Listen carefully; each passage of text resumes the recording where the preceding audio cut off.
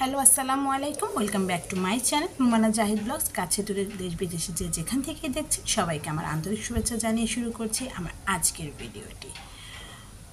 খুব অনিয়মিত হয়ে গিয়েছে আমার ব্লগিং লাইফে, আসলে মাঝখানে অনেকটা সময় গ্যাপ চলে গেছে, তাই আমার ভিউ অনেক কমে গেছে। তো আসলে আপনাদের সাপোর্ট ছাড়া সামনে এগিয়ে যাওয়া আমার পক্ষে সম্ভব না, তাই আবারও নতুন করে নিয়মিত হওয়ার চেষ্টা করছি। এবং এর মধ্যে কিছু কিছু ভিডিও আছে যেগুলো আমার আগের কিছুদিন আগে, হয়তো 4-5 মাস আগে ছাড়া হয়নি। তো আজকে মূলত আমি আমাদের ফ্যামিলিতে নতুন সদস্য আসার পরে, মানে আমাদের ছোটো রাজকন্যা হওয়ার পরে আমাদের লাইফটা কিভাবে চলছে, কতটা ব্যস্ততার মধ্যে লাইফটা আমরা লিড করছি, তো এই সব কিছু টুকিটাকি কিছু আপনাদের সাথে শেয়ার করব। আর যেহেতু অনেক দিন ডেলিভারির একটা লম্বা গ্যাপ গেছে, তো নিজের সেরকমভাবে যত্ন নেওয়ার সুযোগ হয় না, তো আমি আজকে একদম ঘরোয়া পদ্ধতিতে ঘরে থাকা জিনিস দিয়ে কীভাবে পেডিকিউর করেছি সেটাও আপনাদের সাথে শেয়ার করব। তো আশা করছি আজকে ভিডিওটা ফার্স্টে একটা লাইক দিয়ে পুরো ভিডিওটা না টেনে সবাই দেখবেন এবং আমাকে বরাবরের মতো আবার নতুন করে সাপোর্ট করবেন। এই তো আজকে সকালটা আসলে খুব, আজকে সকাল বলবো না, এখন নতুন বেবি আসার পরে আমাদের আসলে খুবই ব্যস্ততায় দিনটা কেটে যাচ্ছে। কারণ খুবই কি বলবো, একা একা হয়তো দুইটা বেবিকে সামলানো আসলে খুবই টাফ ব্যাপার, দুজনকেই সময় দিতে হচ্ছে। আর তো আজকে হচ্ছে যে মানে অনেক দিন পর মনে হলো যে না, আজকে একটু রিচ ফুড খাই। সো যেহেতু চিকেন রান্নাই হচ্ছে, তো এই তো আমাদের রান্না বান্না শেষ সকালের দিকেই, মানে টুনটুনিদের বাবা অফিসে যাওয়ার পরেই আমরা সকালে নাস্তা সেরে রান্নাটা সকালেই করে নিয়েছি। তো ফ্রাইড রাইস রান্না করেছিলাম আর হচ্ছে মুরগি রান্না করেছি। এই তো বড় জনের জন্য খাবার নিয়ে এলাম, আর ছোট জন এখন আসলে ঘুমোচ্ছে। এটা হচ্ছে ওর 10 মাস প্লাস এজ চলছে। অবশ্যই সবাই মাশাআল্লাহ বলতে ভুলবেন না। তো ওর জন্য পরে হচ্ছে একটু পোলাও চাল দিয়ে ভাত রান্না করেছিলাম আর একটু চিকেন দিয়ে ওটা ব্লেন্ড করে নিচ্ছি। তো মাশাআল্লাহ ছোটো জন বাটি চামচেই খায়, বড় জনকে নিয়ে যেরকম ঝামেলা পোহাতে হতো, মানে ওকে ব্লেন্ড করে ফিডারে দিতাম তারপর খেত।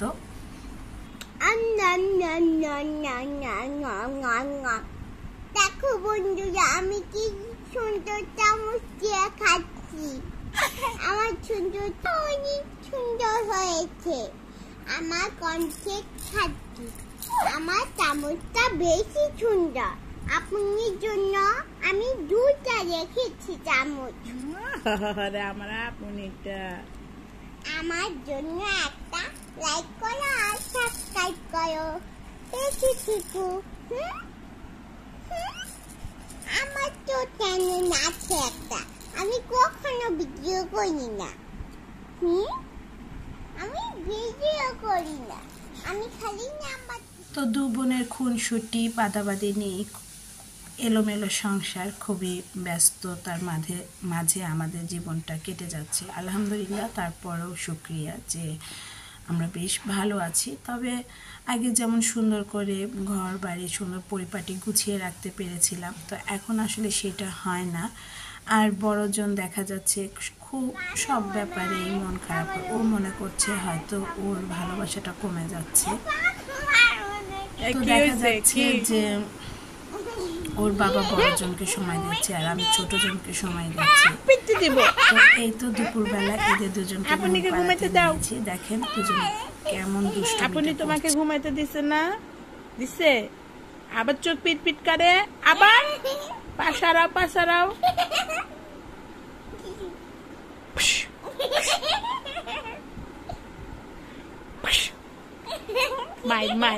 মার টিস টুস।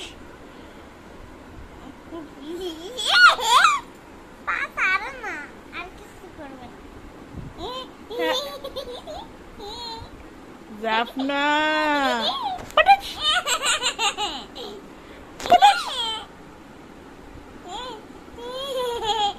আপনি কই এই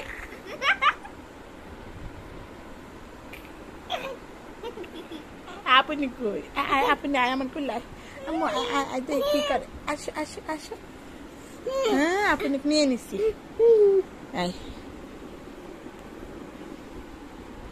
এখন কি করবা এখন কি করবা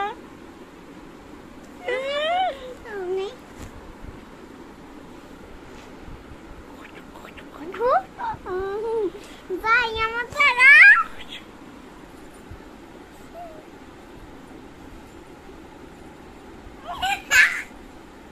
আবার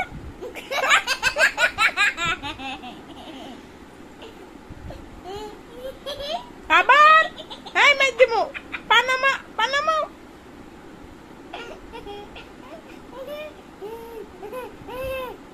জাফনা পানামা পিটি পিটি পিটি নামা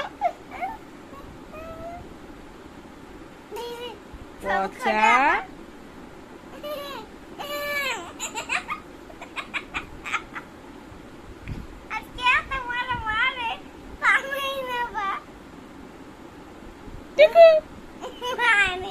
হাত ধরো মার হাত ধরো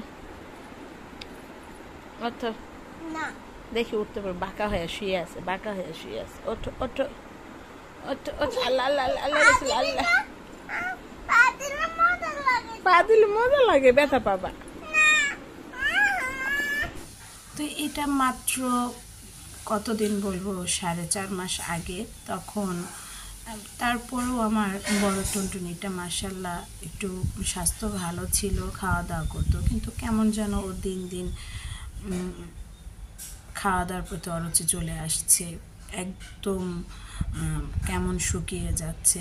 তো আসলে ওর মনে খুব চাপা একটা কষ্ট, যেটা আমি বুঝতে পারি। ও ভাবে আগে যেরকম ওকে অ্যাটেনশন দিতাম, ওকে হয়তো সেভাবে অ্যাটেনশন দেওয়া হয়। আসলেও কিছুটা অবহেলা করা হয় বলতে পরিস্থিতির কারণে। কারণ ছোটোজন হয়তো ঘুমোচ্ছে, ও যাচ্ছে আমার কোলে, কিন্তু দুজনে আসলে একসাথে কোল শেয়ার করতে চায় না। তো ওকে হয়তো পাশে শুয়ে ঘুম পাড়াচ্ছি আর ও পায়ের উপরে। তো এই তো, যাই হোক, আজকে একটা পার্সেল এসেছিল, তো সেটা আস্তে আস্তে আসলে আসরের সময় চলে এসেছে। তো এই রুমের জন্য পর্দা অর্ডার করেছিলাম একটা পেজ থেকে। তো আসলে খুব ভয়ে ভয়ে পর্দাগুলো অর্ডার করেছিলাম যে কেমন না কেমন হয়।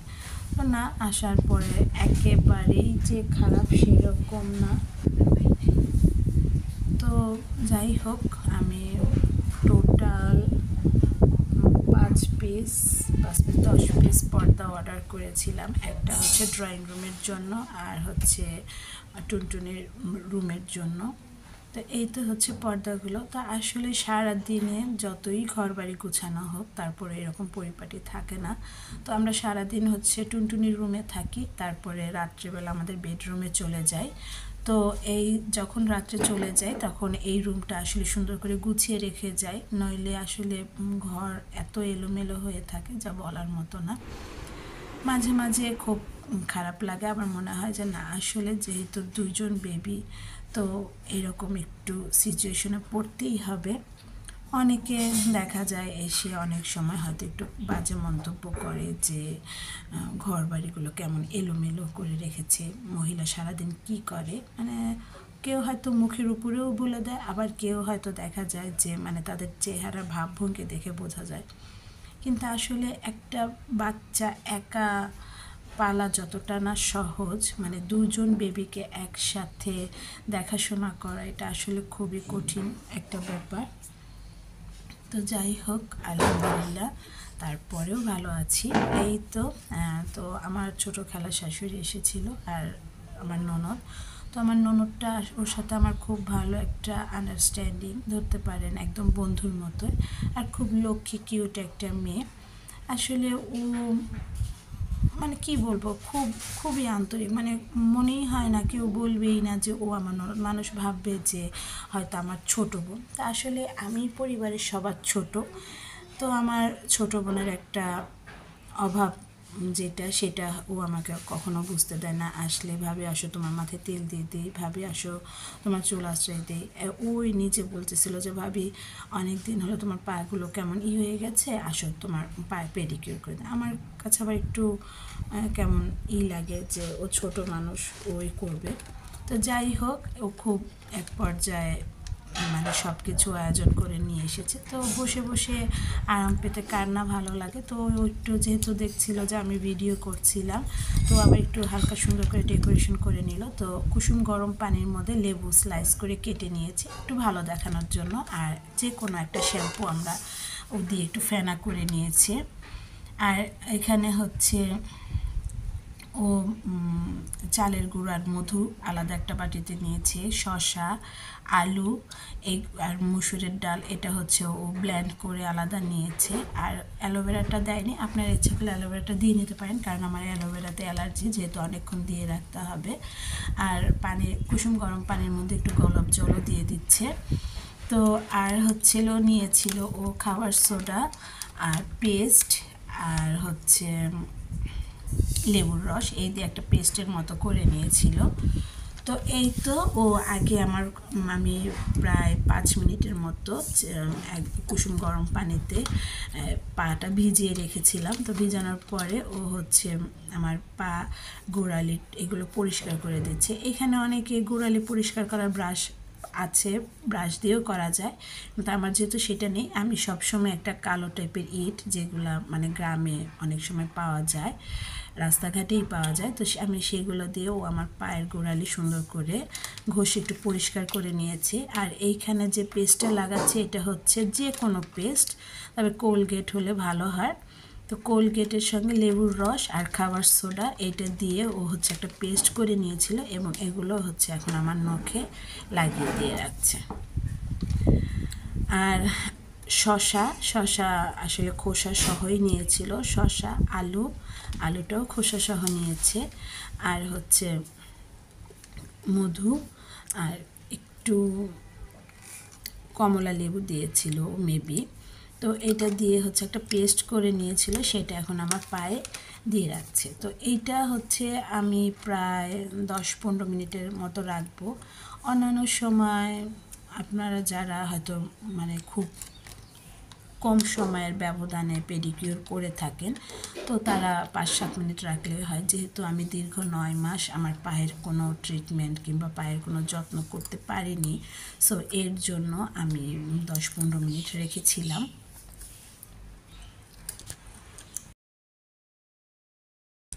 তো আস্তে করে 10-15 মিনিট পর ও হচ্ছে আমার পায়ের নখগুলো এরকম ব্রাশ দিয়ে ঘষে দিচ্ছে। তো ঘষার পরে দেখা যাবে যে মানে পায়ের কোনাকানিতে যে অনেক সময় ময়লা নখে ঢুকে থাকে সেগুলো। আর আমি ফার্স্টে যে কথাটা বলতে ভুলে গিয়েছিলাম, যেটা হচ্ছে অনেকের পায়ে নেল পলিশ লাগানো থাকে। তো ফার্স্টে যখন কুসুম গরম পানিতে আমরা পাটা ভিজাবো, মানে পেডিকিউরের ফার্স্ট ধাপ, তখন আমাদেরকে আগে রিমুভার দিয়ে নেল পলিশটা রিমুভ করে নিতে হবে। তারপর হচ্ছে কুসুম গরম পানি মানে শ্যাম্পুর যে ফেনাটা, তখন পাটা ভিজাতে হবে। আর আমার পায়ে যেহেতু নেল পলিশ লাগানো ছিল না, সো সেই কাজটা আমাকে করতে হয়নি। আর আমি ফার্স্টে কথাটা বলতেও ভুলে গিয়েছিলাম। তো প্রায় 10-15 মিনিট পর ও লেবুর যে স্লাইস, সেই স্লাইস দিয়েই হচ্ছে ও আমার পাটা সুন্দর করে ঘষে ঘষে দিচ্ছে।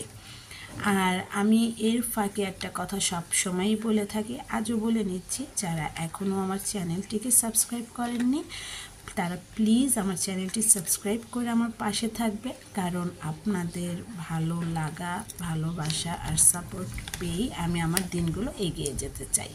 আর যারা অলরেডি আমার চ্যানেলে সাবস্ক্রাইব করে আমার পাশে আছেন তাদেরকে অসংখ্য ধন্যবাদ। আর আশা করি আমার আজকের ভিডিওটা আপনাদের ভালো লাগবে। যদি ভালো লেগে থাকে অবশ্যই একটা লাইক দিবেন, আর কমেন্ট করে জানাবেন যে আপনারা কেউ আমার এই পদ্ধতিটা বাসায় করেছেন কিনা, কিংবা কেমন উপকার পেলেন, কেমন লাগলো, অবশ্যই আমাকে কমেন্টের মাধ্যমে জানাবেন। আর যদি ভালো লেগে থাকে তাহলে শেয়ার করে আপনার বন্ধুদেরকেও দেখার সুযোগ করে দেবেন। তো এর ফাঁকে ও আমার পায়ের নখের কোনাগুলো পরিষ্কার করে দিচ্ছিল। সেটা হচ্ছে আমি ক্রুজ কাটার যেটা সেটা দিয়ে পরিষ্কার করে দিচ্ছিল ও। আসলে আমার এই ভিডিওটা শেয়ার করার একটাই কারণ হচ্ছে আমরা অনেক সময় ভাবি যে আমরা যারা গৃহিণীরা আছি বাচ্চা নিয়ে আমরা পার্লারে গিয়ে অনেকক্ষণ সময় ব্যয় করে পেডিকিউর মেনিকিউর করতে পারি না। তারপরেও অনেক সময় দেখা যায় যে হয়তো ভাবি যে আমার তো নখ পরিষ্কার করার কিছু নেই, আমার তো গোড়ালি ঘষার কিছু নেই। তো আমি ঘরে থাকা জিনিস দিয়েও আমরা যে আমাদের পায়ের যত্ন কিংবা রূপচর্চা করতে পারি সেইটা তুলে ধরার জন্যই মূলত আমার আজকের ভিডিওটা আপনাদের সাথে শেয়ার করা। তো এই তো বরাবরের মতো আমার বড় টুনটুনিও আমার পাশে চলে এসেছে, সে তার পাটাও পেডিকিউর করবে, তার ফুপ্পিকে বলছিল। তো এই তো ও আমাকে মানে সুন্দর করে করে পা পরিষ্কার হয়ে গেল। এখন যেহেতু আমার অ্যালোভেরাতে যেহেতু আমার অ্যালার্জি, তো ও বলছিল যে তাহলে ভাবে হালকা করে এভাবে দিয়ে দিই।